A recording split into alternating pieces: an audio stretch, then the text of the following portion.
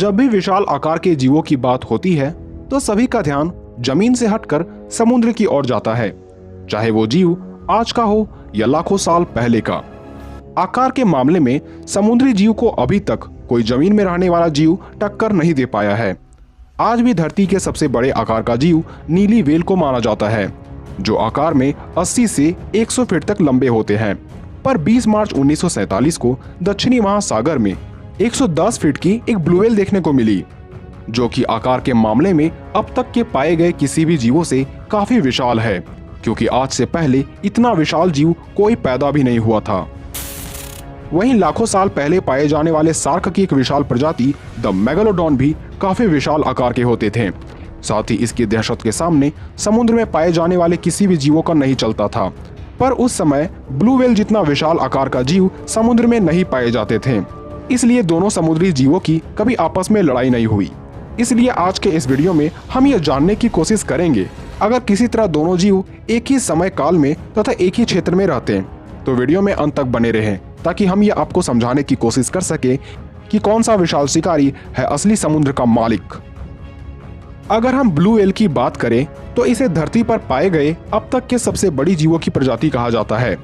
हो सकता है कि पानी में रहने के कारण लोग इसे मछली मान बैठते हैं, लेकिन ये एक मैमल होती है, क्योंकि ये अपने बच्चे को जन्म देने के साथ साथ उसे अपना दूध भी पिलाती है।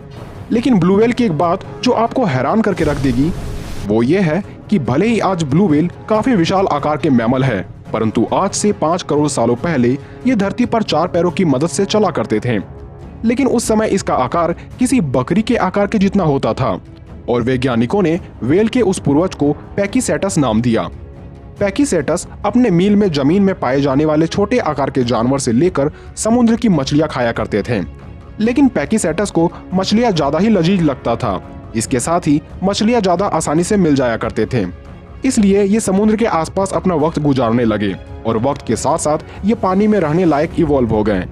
और लगभग 15 लाख सालों पहले ब्लू व्हेल ने अपना विशाल आकार यानी 80 से 100 फीट का आकार पाया। इसके साथ ही वजन के मामले में भी ये जीव लगभग 190 टन भारी हो सकते हैं। पर इतने विशाल होने के बावजूद भी ये जीव काफी शांत होते हैं। ब्लू व्हेल पानी के अंदर बिना सांस लिए 35 मिनट तक रह सकते हैं। उसके बाद इसे सांस लेने के लिए पानी की सतह पर आना ही पड़ता है। अगर आपको इसका आकार मामूली लग रहा हो तो इतना समझ लें कि इसके दिल का आकार ही करीब एक 4 पहिए वाहन के आकार के बराबर होता है। ब्लू व्हेल के दांत वैसे तो शिकार को काटने में कम, पर उसे पानी में अलग करने का काम ज्यादा करते हैं।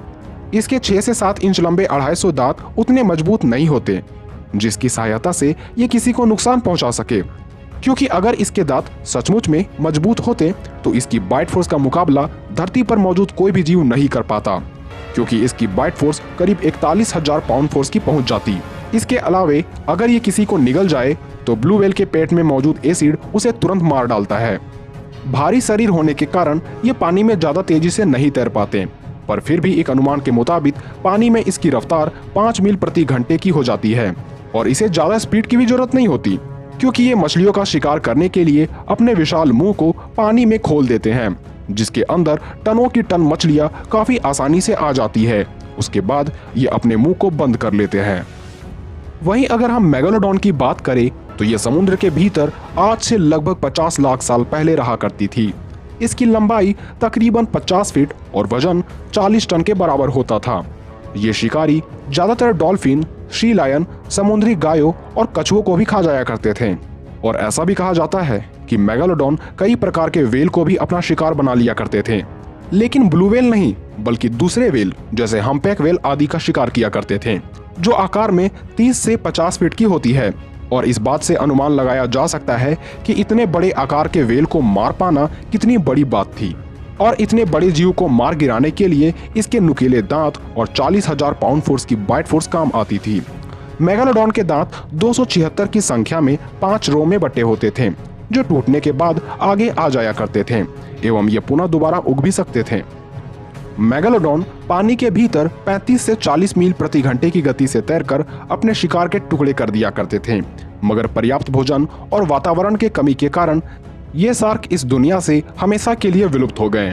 तो इसके युद्ध के परिणाम को जानने से पहले अगर सभी बातों को गौर से विश्लेषण करें तो हमें ये पता चलता है कि आकार, वजन तथा बाइट फोर्स के मामले में ब्लू व्हेल मैक से काफी आगे है।